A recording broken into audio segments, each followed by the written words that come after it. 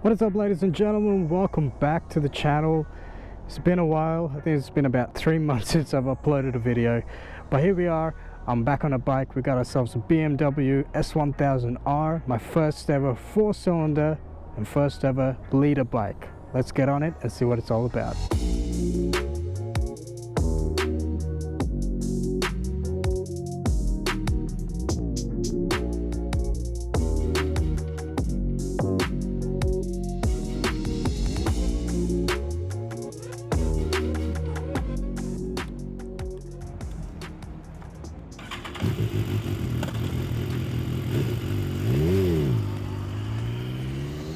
So, BMW S1000R, that is a single R. This is the non-fairing version of its distant brother, which is, well, not so distant brother, BMW S1000R. And man, this thing goes. Alright, let's quickly talk specs.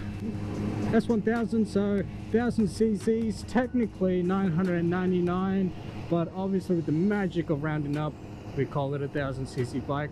Liquid cooled, all linked up to a 6-speed transmission. Oh man, I can't tell you how much fun I'm having in this right now.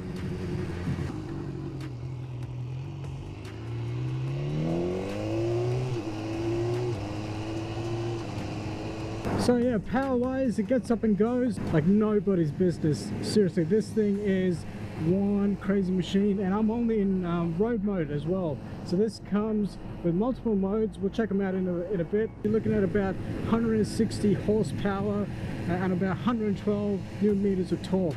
So it's got the grunt to go and go fast. So especially if you've never ridden one of these before, you got to be very, very careful getting on it.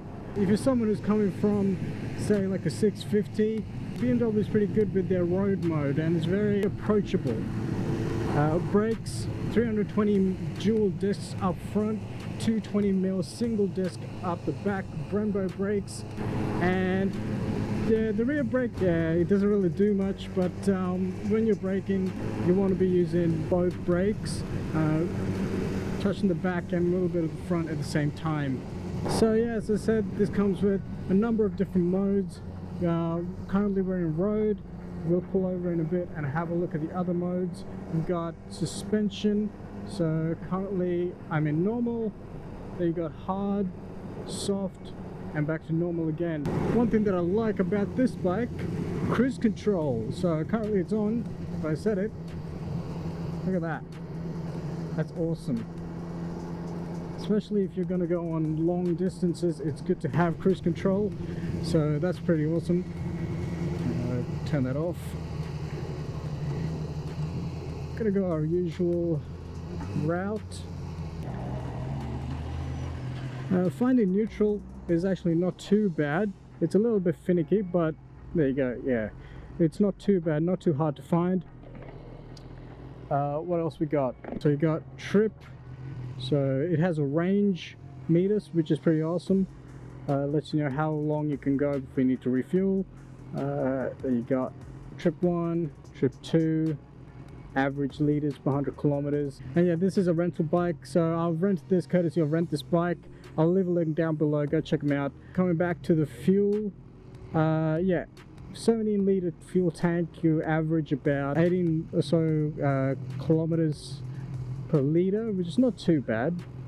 About 45 mpg or something around that number. Man, in road mode it just goes. It's only road mode, you know. I'm curious and so excited to check out race or whatever the other modes are. Actually, I really haven't checked them out, so once we find a nice place to sort of pull over and try it out. So seating position wise, it's a little bit hunched over. It's your typical naked sort of design, but you are sort of having a hunched over position. I'm able to still flat foot my feet. I'm about 172 centimeters, so I don't know, what is that, 5'6", 5'7", whatever that is.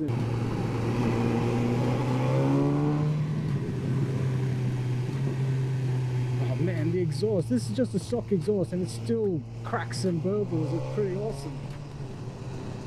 And that's the crazy thing about this. This thing gets up and goes without realizing you're over this average speed limit, you know. Ooh, horsey. I've come down a dead end. Oh boy. Turning circle is not too bad. A wet weight of about 207 kilograms. So it's, I think, in my opinion, it's a relatively light, especially if you compare to, you know, a 650 like an MT-07. That's about 179, I think, wet weight. So this, you know, this is not far off, and you can definitely feel it. You know, it's very light and nimble. It falls into the corners quite well. It's quite airy. Riding the motorbike and going past a cemetery. Ooh.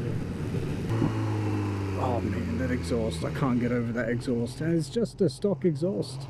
It's ridiculous.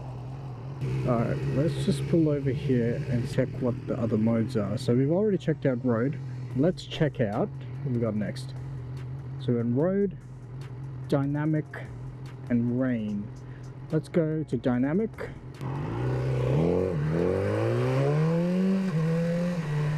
Okay, yeah, it gets up and goes in dynamic. Oh goodness me. Oh man, I gotta get me one of these.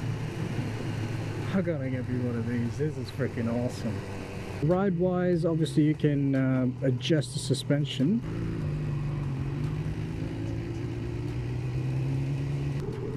So we're in rain mode currently, and I don't know if you saw that it switched the suspension mode to soft. The throttle is much more sluggish, that's for sure. Put that back in dynamic. Torque is incredible from this.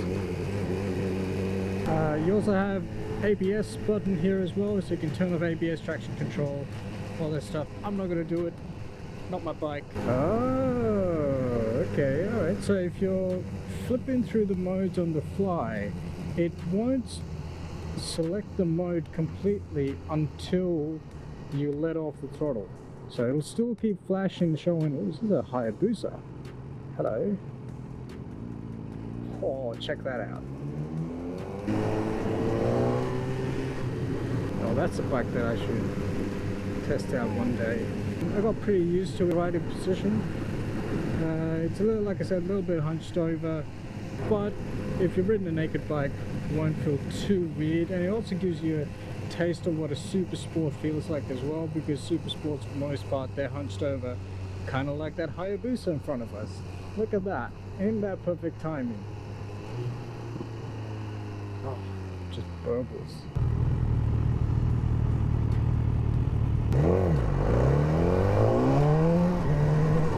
Oh yeah, gets up and goes in dynamic, that's for sure. Oh man, I feel like my brain came out of my head for a second there. And if you've ridden one of these, leave a comment down below. Let me know what you think. Tell me about your experience. Share it with all of us and let us know. Obviously, I can't comment too much on reliability or any sort of running costs, purely because I only have this for the day. It's a rental, just so I can do this video.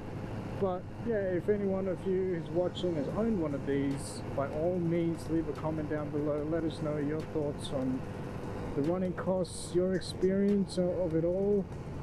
Alright, here we go. Filter test for the S1000 single R canyon filter.